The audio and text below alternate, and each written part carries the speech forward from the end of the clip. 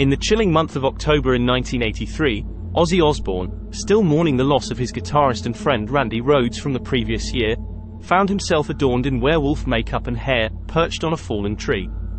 This peculiar scene was part of the photo shoot for Bark at the Moon, the third solo studio album of the Prince of Darkness. The chosen location for this furry affair was Shepperton Studios, situated just outside London, known for its association with notable productions like Ridley Scott's Alien, 2 Pink Panther movies, and Led Zeppelin's pseudo-live concert film The Song Remains the Same. On this particular night, British rock photographer Finn Costello and his team took charge of the studio. Costello had already gained fame for capturing the covers of Ozzy's 2 previous solo albums, Blizzard of Oz and Diary of a Madman, as well as Kiss's immensely successful 1975 live album, Alive. However, the Bark at the Moon shoot required more extensive preparation than usual. Ozzy and Sharon were very involved, Costello recalled. Originally, CBS art director Raslav Saibo wanted to put a wolf's hide, complete with head, on Ozzy and shoot that, but Ozzy wasn't too happy with that and wanted something more extreme. According to Costello, Sharon Osbourne had recently connected with special effects makeup artist Greg Canham, known for his work on Michael Jackson's iconic Thriller music video and later on films like The Lost Boys and a 1987 TV movie titled Werewolf. He did all the molds and fake bits, such as the fingers, in Los Angeles, Costello says. Meanwhile, Ozzy and I got together in the pub with a load of reference books from werewolf movies and literature to knock some ideas about. All of this took a month, on and off. On the day of the shoot, Ozzy began the makeup process at 6 a.m., but the actual shooting didn't commence until 10 at night. All Ozzy had on was a pair of black tights, as the rest of him was covered with hair, Costello recalls.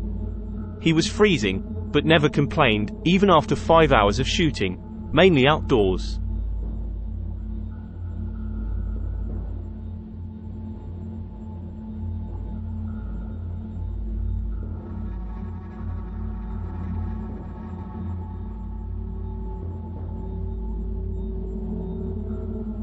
Hi, this is Ozzy Osbourne, speaking to all the people in America. So I'm going to play a song on my brand new album, which is called Bark at the Moon. I want to call your attention to the cover of this album. The album cover is very unique in the respect that we flew a very talented makeup artist all the way from Los Angeles to England to a location where we shot the album cover photographs. And this guy was very professional, very clever at what he did. In fact, to make the album cover, the makeup alone took something like 5 hours to prepare and put on me.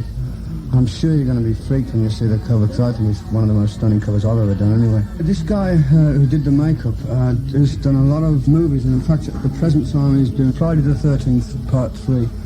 He's been working on that, and he's also done quite a few in the past. I think he's done The Shine, I think he did Sword and the Sorcerer, where the guy rips his head open. So he's done loads of stuff. He's very, very clever, he's very good, and I think he's going to freak a lot of people out, and I hope it freaks you guys out there like it freaked me out anyway. I mean, to come with the idea of doing an album cover, my wife and I work very hand in hand.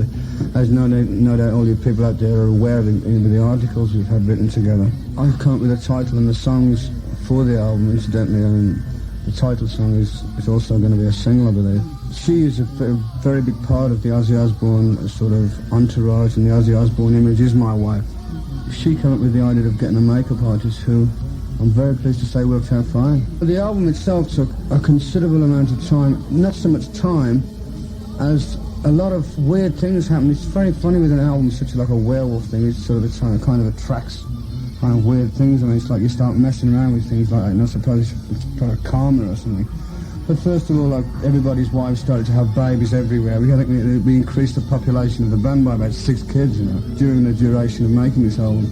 We had problems like with getting things, and things wouldn't work when we expected them to work, and we'd have a breakdown in the studio. But in all, it took me about 3 or 4 months to complete from actually getting the ideas down and working them out and then putting them on record. Although the album's called Bark at the Moon and it's got a werewolf and the track is about a werewolf and things, the general overall feel through the album is that of what people have made an image of me over the last 2 or 3 years since my departure from Black Sabbath. Especially in the USA, especially, it's like people have branded me as being a forerunner of evil, a Satanist, quite a lot of things I've been called over the last 2 or 3 years over there.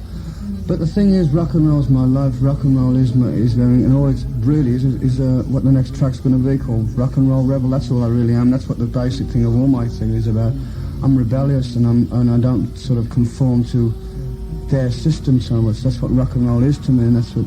I'm not saying everybody should go out and start beating on old people, because that's not what I'm trying to say. I mean, what I'm trying to say is be free and have fun. That's what America's about for me, and that's what rock and roll is.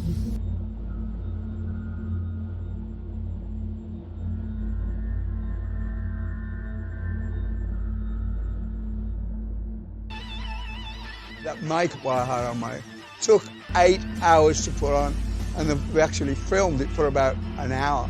So then it was taking another 8 hours to take off. It was a nightmare. We filmed the Bark of the Moon in an old Victorian ex-mental hospital. I remember going all around these different places in it. We found a pickled feces in a bottle. That was creepy, this place was.